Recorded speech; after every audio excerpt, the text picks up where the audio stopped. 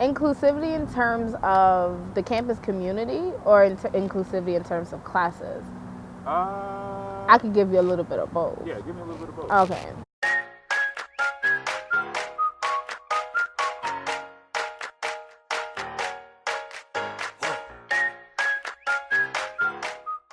In terms of like walking around campus, it's, I want to say, gotten better a little over the years, but I don't know if it's because I now start noticing people. Whereas in freshman year, you stick to your friends and you just see the people that you normally see, or the people that's along your normal path. So how I see on campus, I just I see like this. There can be sometimes division, in the sense of like just friends. Like it's, to me it seems weird if you don't have if you're talking to someone of another race. The university is still trying to do things to increase diversity, increase how inclusive they are on campus by doing little co-op programs with high schools around the Albany community, which are predominantly minority based. Has it been working? That's what do you call it? Debatable. Yeah, it's debatable for a simple fact that like it could be on who you are. Like for me, I feel like this school is still not inclusive enough.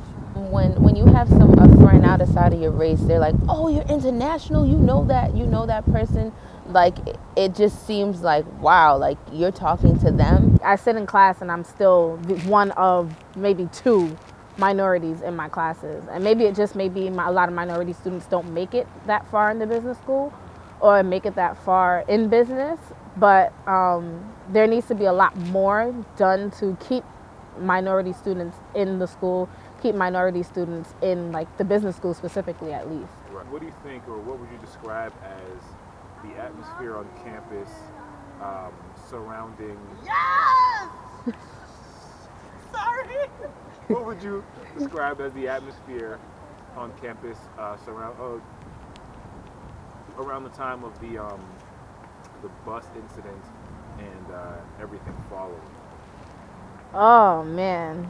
Well, when the initial reports came out, there was a lot of people like that I've seen come out the woodworks that I've never seen before in life.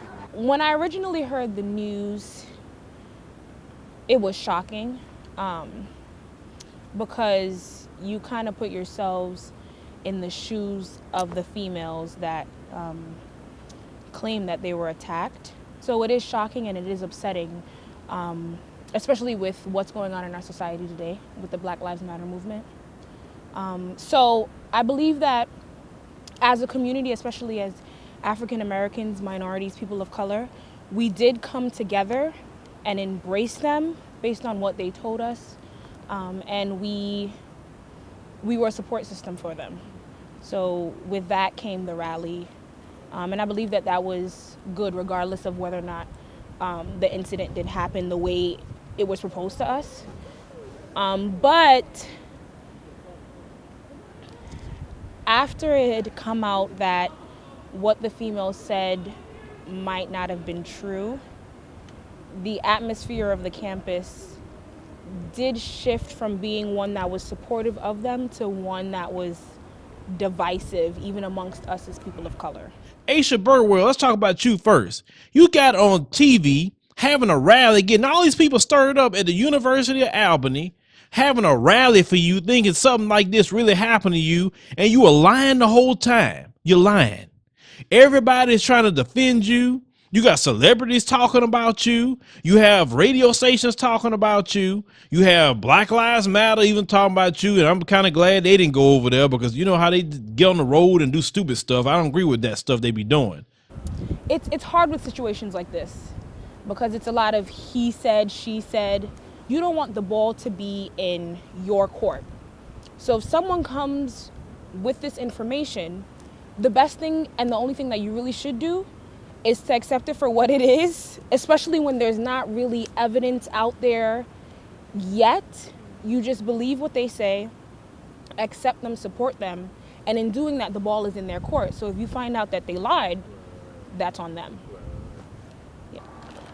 I feel like the cultural atmosphere of inclusion on campus is very diverse. We have a wide variety of people on campus. We have people of Asian descent, African American descent, Caribbean descent. So I feel like our campus is very diverse, which is what makes UAlbany very attractive as a school and as a community.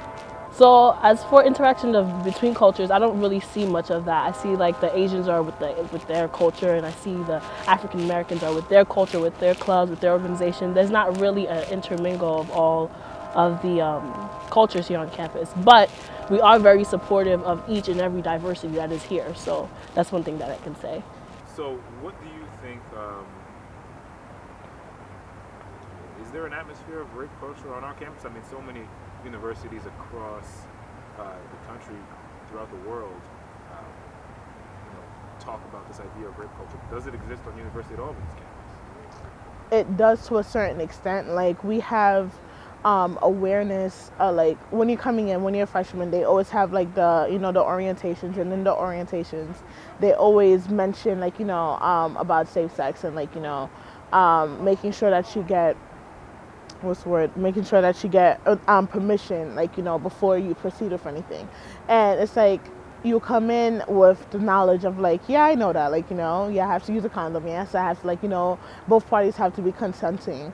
But when it actually comes to people actually going through with it and actually like actually abiding by it, like when I don't know, your boyfriend or your girlfriend is drunk and you want to have sex, it doesn't mean that they want to have sex. Rape culture does exist on our campus, but it's like in a very low-key, like hush toned, like where it's not like broadly like talked about, it's not spoken about as much.